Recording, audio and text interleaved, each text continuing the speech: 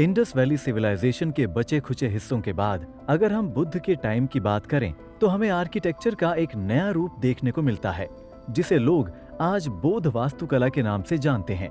बुद्ध जब 80 साल के हो गए तो उन्होंने अपने डिसाइपल से कहा कि वो बहुत जल्द अपना शरीर छोड़ देंगे, लेकिन उनके जाने के बाद भी वो लोग धर्म का रास्ता ना छोड़ें। एक दिन उन्होंने कुंदा नाम के एक लोहार के यहाँ खाना खाया और उसके बाद उनकी मृत्यु हो गई। कई लोगों का मानना है कि कुंदा के घर खाए हुए खाने से बुद्ध को फूड पॉइजनिंग हो गई और कई लोग मानते हैं उनकी डेथ की वजह उनका बुढ़ापा था। वैसे उनकी डेथ की असली वजह किसी को पता नहीं चल पाई, लेकिन उन्होंने अपने डिसाइपल से कहा था कि कोई भी उनकी डेथ का जिम्मेदार नहीं है। बुद्ध की डेथ के 7 दिनों बाद उनकी बॉडी को मकुता बंधाना श्राइन में ले जाकर चंदन की लकड़ियों से क्रीमेट किया गया।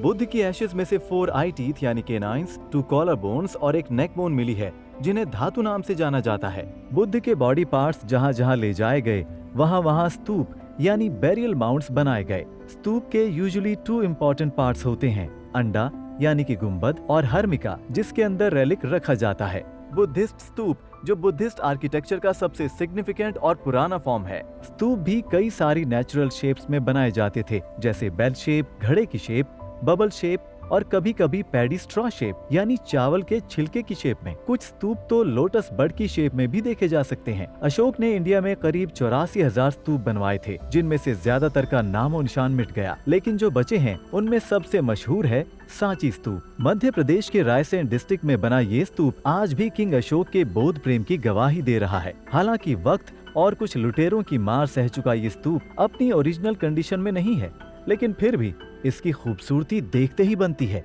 इतिहासकारों की माने तो पता चलता है कि इस स्तूप को खुद अशोक की पत्नी देवी ने अपनी निगरानी में बनवाया था। अशोक के बाद इस स्तूप में कई राजाओं ने अपने हिसाब से चेंजेस भी किए। जब इस महान स्तूप की स्थापना हुई तो इसके बीचों बीच बुद्ध के रेलिक्स रखे गए थे और रेलिक्स के चारों तरफ एक गुम्बद बनाया गया था जो छाते की शेप का है और ईंटों से बना है। स्तूप के चारों तरफ तोरण यानी गेट भी बनाए गए। सांची स्तूप का डायमीटर 36.6 मीटर्स का है और उसके डोम की हाइट 12.8 मीटर्स है। बुद्धिज्म में प्रदक्षिणा यानी स्तूप का चक्कर काटना बहुत होली समझा जाता है। स्तूप का कंस्ट्रक्शन भी प्रदक्षिणा के हिसाब से होता था। सांची स्तूप में भी मंक्स और आर्म डेवोटीज के लिए अलग अलग प्रदक्षिणा पथ बनाए गए। आर्म डेवोटीज ग्राउंड लेवल पर प्रदक्षिणा करते, जबकि बुद्धिस्ट मंक्स अपर लेवल पर प्रदक्षिणा करते थे। प्रदक्षिणा पथ को वेदिका यानी लकड़ी से फेंस करके रेलिंग बनाई गई, जिसकी हाइट 3.35 मीटर्स है। वैसे स्तूपों की शुरुआत इंडिया में हुई, लेकिन जब बुद्धिज्म एशिया के कई और देशों में पहुंचा तो अपने साथ बुद्धिस्ट आर्किटेक्चर को भी ले गया। तब इंडियन स्तूपों ने पगोड़ा की शक्ल ले ली। ये पगोड़ा ज्यादातर मल्टी स्टोरीड होते हैं, अनलाइक स्तूपास। सबसे पहली बार सोंगी नाम का पगोड़ा 523 एडी में चाइना के एक शहर हेनान में बना, जो आज भी देखा जा सकता है। बुद्धिस्ट आर्किटेक्चर में स्तूप के साथ साथ चैत्यगृह यानी टेम्पल हॉल्स भी पूरे देश में बनाए गए। कुछ चैत्यगृह ब्रिक के बने और कुछ को चट्टानों को काट कर बनाया गया। आजकल लोग इन्हें रॉक कट मोनेस्ट्री और बुद्धिस्ट केव्स भी कहते हैं। बुद्धिस्ट केव्स 100 BC से बननी शुरू हो गई थीं।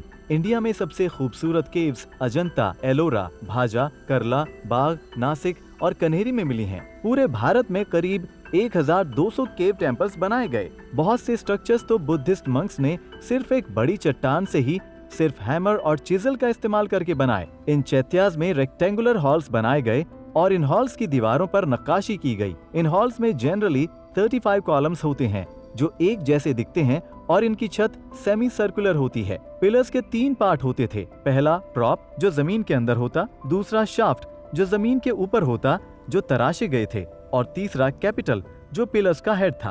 पिलर्स हेड पर हमेशा एक जानवर की मूर्ति बनाई जाती। हॉल के एंड में स्तूप बनाया जाता जिसके ऊपर अम्ब्रेला होता जो बुद्धिज्म का प्रतीक है। इन चैत्य के फसाड टीक वुड से बनाए जाते थे, जिनको देखकर ऐसा लगता कि पूरा स्ट्रक्चर हाथी की पीठ पर रखा हुआ है। इंडियन मंक्स केव्स बनाने की कला को अपने साथ चाइना लेकर गए, जहां 4th सेंचुरी में डनहुआंग और टनहुआंग में ऐसे ही केव टेम्पल्स बनाए गए। बिहार, ओडिशा और ईस्टर्न उत्तर प्रदेश में गहरी और चौड़ी नदियों का जाल बिछा हुआ था और रेनी सीजन में उन्हें ब्रिज के बिना पार नहीं किया जा सकता था। उस वक्त ब्रिज लकड़ी के होते थे जो बरसात में बेकार हो जाते थे। इसलिए बुद्धिस्ट मंक्स को एक ऐसी जगह की जरूरत थी जहां वो बरसात के मौसम में रह सकें, और इसकी कमी पूरी की विहार और मठों ने। विहारों में आंगन, कुआं, खाना खाने की जगह, मेडिटेशन के लिए सेल्स का होना जरूरी होता था। विहार में एक एंट्रेंस पोर्च भी बनाया जाता और उससे कई केव्स कनेक्टेड होती थीं। शुरू में विहार ईंट, पत्थर, लकड़ी और चूना मिट्टी से बनते थे, लेकिन बाद में कई जगह विहार चट्टानों को तराश कर बनाए गए। इस तरह का आर्किटेक्चर सिल्क रूट पर काफी पॉपुलर हो गया। अफगानिस्तान में मिले बामियान स्टैचूज भी ऐसे ही विहार का हिस्सा थे। बुद्धिस्ट मंक्स बहुत दिनों तक विहार में रुकते तो पूजा के लिए उनमें बुद्ध की सेक्रेड इमेजेस लगाते और उनमें छोटे छोटे स्तूप भी बनाते। नालंदा और सारनाथ में आज भी हम एंशिएंट मोनेस्ट्री के रुइंस देख सकते हैं। तिब्बतन, जापानीज और चाइनीज मोनेस्ट्रीज का आर्किटेक्चर इंडियन विहारास से काफी अलग था। ये मोनेस्ट्रीज बहुत कलरफुल और वाइब्रेंट होती। इनमें बुद्ध की इमेजेस और पेंटिंग्स कॉटन के कपड़ों पे की जाती, जिन्हें थंगकास कहा जाता है। सिर्फ बुद्ध की पेंटिंग ही नहीं, बल्कि मंडलाज, जो बुद्धिज्म का रिचुअल सिंबल है, उसे भी पेंट किया जाता। बुद्ध की डेथ के बाद बुद्धिस्ट टेम्पल्स बुद्ध की लाइफ से जुड़ी हुई इंपॉर्टेंट साइट्स पर बनाए गए, जैसे बुद्ध के जन्म स्थान लुम्बिनी, उनके एनलाइटेंड होने की जगह बोध गया, उनके पहले सरमन की जगह सारनाथ और उनकी डेथ की जगह कुशीनगर पर पहले मंदिर बनाए गए। बुद्धिस्ट आर्किटेक्चर को देखकर पता चलता है कि बुद्ध की टीचिंग्स और प्रिंसिपल्स ने किस तरह उनके फॉलोअर्स को इंस्पायर किया और एक नई कला को जन्म दिया, जिसे आज बौद्ध कला के नाम से जाना जाता है।